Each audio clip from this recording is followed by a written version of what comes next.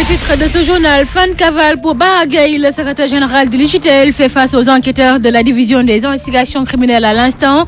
Après 72 heures de chasse à l'homme, au palais de justice, les libéraux se mobilisent timidement, tandis que la police se fait remarquer par un important dispositif de sécurité. Baragay a entendu pour offense au chef de l'État. Les Sénégalais dénoncent le langage injurieux de certains politiques et invitent le chef de l'État à s'occuper des problèmes des Sénégalais au lieu de répondre aux débats de bas étage. Les populations de Kër Mbaye Fall dans la commune de Mbao se disent oubliées. Après la visite de 2 ministres de la République, les problèmes demeurent. L'insécurité y règne en maître et la psychose des inondations les empêche de dormir. Serif Diallo nous en dira plus dans ce journal avec Najib Sagna. La page inter, ce sera avec nos confrères d'Euronews en sport. Chartienne Gomis nous parlera de la victoire des Lions du football de plage, les Lions du beach soccer, qui seront à Dakar cet après-midi. La revue de presse, ce sera avec Ousmane Sen. Nous sommes le lundi 27 mai 2013. Voici le journal. Merci de nous rester fidèles. Nous commençons ce journal par le face-à-face de Baragay à l'instant avec les enquêteurs de la division des investigations criminelles. Après 72 heures de chasse à l'homme, le secrétaire général de l'UJTL est entendu sur des propos jugés offensants envers le chef de l'État Macky Sall. Au palais de justice de Dakar, ce n'est pas encore le rush des militants libéraux, mais la police se fait remarquer par un important dispositif de sécurité. Amadou Limbaye nous en dira plus dans un instant. Au cours de cette édition, en attendant, en direction Kër Mbaye Fall, où les populations de cette commune de Mbao se disent oubliées après la visite de 2 ministres de la République dans le quartier. Les problèmes demeurent toujours.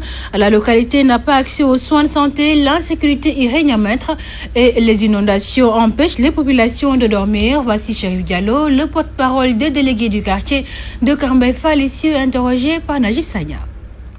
Dans ce rassemblement solennel que nous avons convié pour décrier quand même les maux dont on souffre, pour que nos gouvernants l'entendent et y trouvent des solutions. Il faut qu'on décrit la disparité qu'il y a dans la répartition des infrastructures de base dans la commune de Mbao. La commune de Mbao est composée de 4 localités.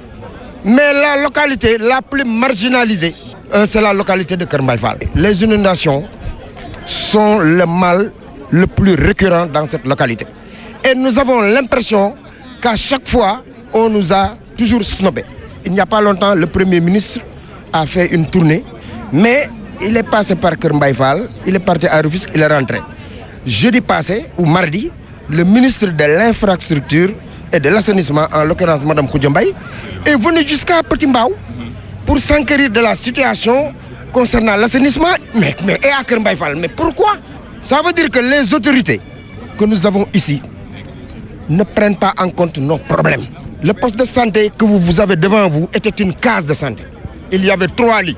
Et c'est Mme Elisabeth Diouf qui l'avait mise en place pour les populations. Nous interpellons d'abord le ministre de la Santé, en l'occurrence Mme Marie Coll Seck. Nous lui demandons d'intervenir auprès de nos 2 autorités principales qui sont le maire de Pikine et le maire de Mbao pour que ce problème d'électricité et d'eau soit réglé. En plus bref, toujours dans la banlieue de Dakar, marche des populations de Bagdad. Ils protestent contre l'insécurité qui prévaut au niveau des bassins de rétention de marché Boubès. Ils ont brandi des brassards rouges pour dénoncer également le manque de considération des autorités étatiques et municipales. Litige foncier à Tataguine, les populations accusent les autorités locales et se disent prêtes à tout pour défendre leurs terres. Voici Mao Diouf qui porte leur parole ici interrogé par Najib Sagna. Ils sont en train de faire un harcèlement au niveau de Tataguine, notamment au niveau du quartier Limat, pour pouvoir effectivement déposséder ces braves paysans de leurs terres, les spolier et puis les mettre à des prix exorbitants au niveau de Tataguine. Et ça, on ne l'acceptera jamais. Au prix de notre vie, on risquera au prix de notre vie. Parce qu'en fait, nous savons comment ça se passe. Je pense que nous connaissons les textes.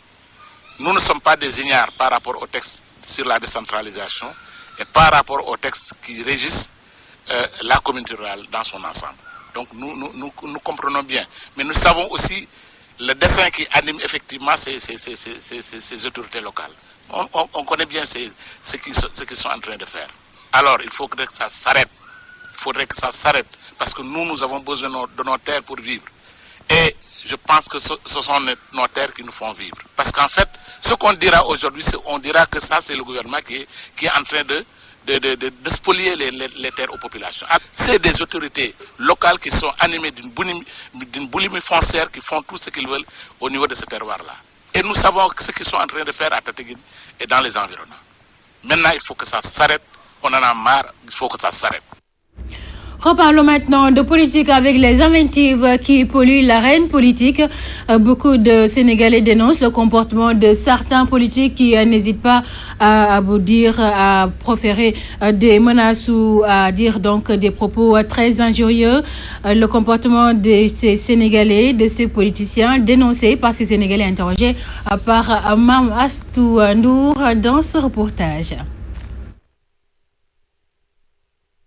Les citoyens sénégalais sont dégoûtés par les échanges discourtois et indécents soutenus par les acteurs politiques en ces temps qui courent. Ces débats ne sont pas fondés et versent dans la politique politicienne selon eux. C'est un débat politique.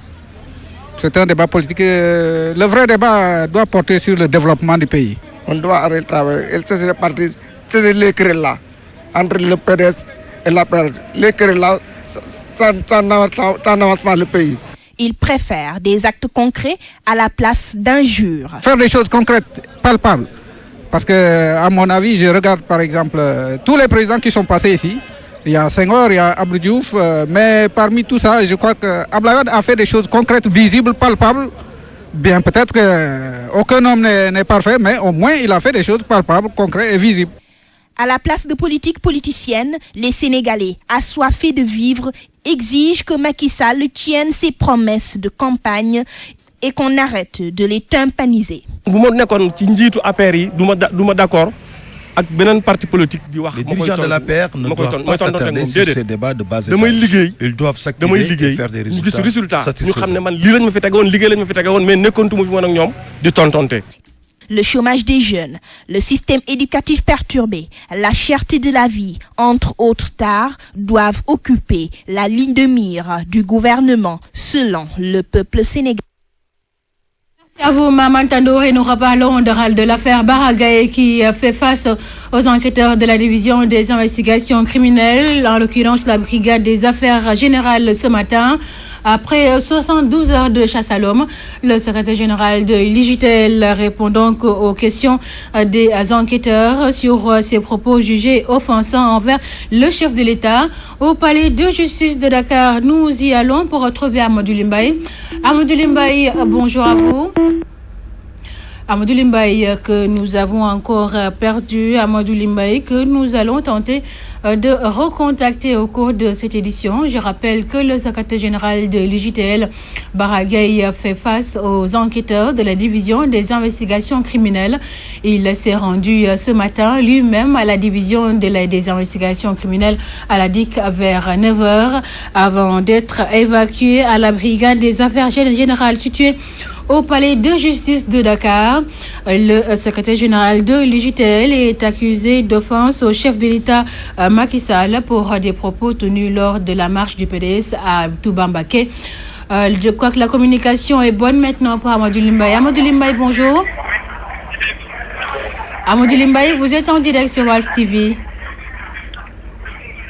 Amadou Limbaye, apparemment on a quelques problèmes avec Amadou Limbaye, notre reporter sur place à la place au palais de justice. Nous toutes nos excuses.